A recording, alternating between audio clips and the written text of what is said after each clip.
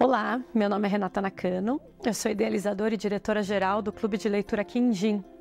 Hoje eu estou aqui para falar com vocês sobre a colonização do nosso imaginário e a importância da gente trazer a fauna e a flora brasileira nos livros infantis. Qual que é o bicho de pelúcia mais comum nas casas brasileiras?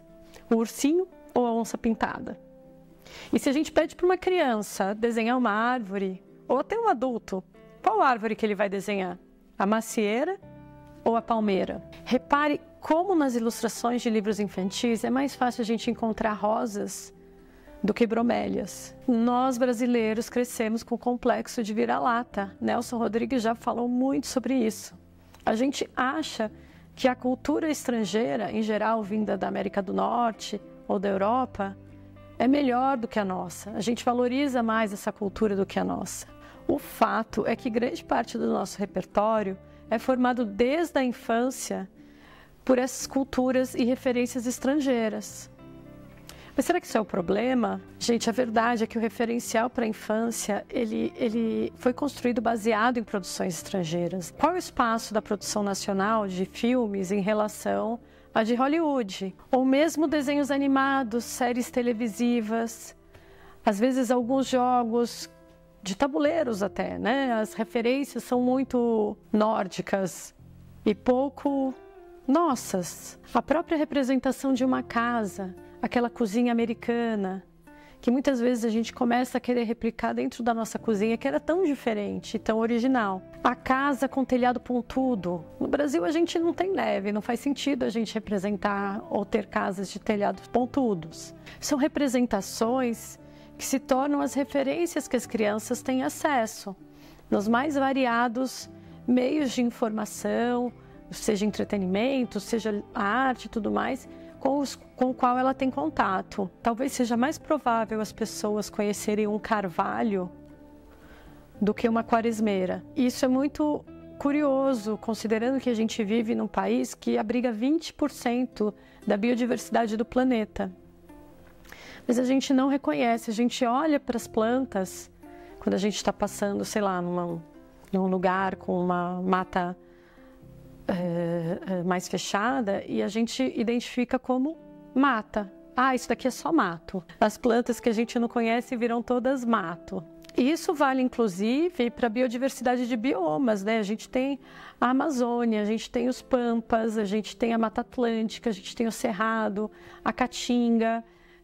A nossa variedade climática e geográfica, ela apresenta um leque realmente muito amplo de plantas e de animais, sem falar nas populações que vivem nesses locais. A questão é que as crianças são muito impactadas pelas telas, e nas telas elas acabam tendo acesso muito mais a conteúdos que são criados na América do Norte, na Europa. E isso faz com que elas não tenham uma identificação, elas não se veem representadas nesses espaços. E isso também era comum até um determinado momento na literatura infantil publicada aqui no Brasil. E a gente vê um movimento recente na literatura infantil contemporânea que busca realmente trazer uma maior representação de fauna e flora. E assim sendo, a literatura infantil ela é um campo muito interessante para a gente trazer essa representatividade das nossas plantas e dos nossos bichos. Com essas referências, ela não só se vincula mais com o próprio espaço onde ela vive, como consegue compreender a sua individualidade no contexto daquele espaço no qual ela está inserida. Fora o óbvio, né, dela ter uma maior consciência em relação à preservação daquele espaço. Afinal, faz parte da identidade, faz parte de quem ela é.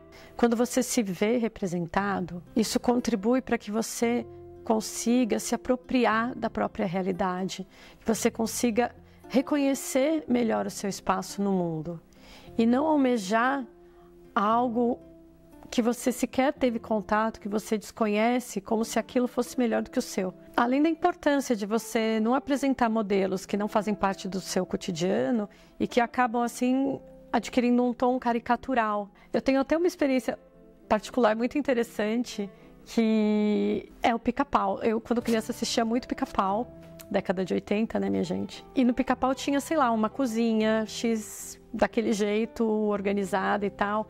E eu sempre via a cozinha do Pica-Pau e eu achava que aquela era a cozinha dos desenhos animados. Porque a primeira referência que eu tive de cozinha daquela forma era a cozinha dos desenhos animados. E aí, quando eu fiquei adulta, a primeira viagem que eu fiz para o exterior foi para o Canadá. E eu cheguei lá em Vancouver e olhei assim, eu vi aquela... a cozinha do Pica-Pau. Quer dizer, a minha referência não era uma cozinha norte-americana, era a cozinha do Pica-Pau. Olha só que caricatural e que deturpado, né? A visão que eu tinha daquela cozinha, daquele espaço. Incentivar a literatura que represente a nossa identidade é fortalecer a nossa cultura, é fortalecer a autoestima e é fortalecer a nossa consciência em relação ao espaço em que nós ocupamos no mundo.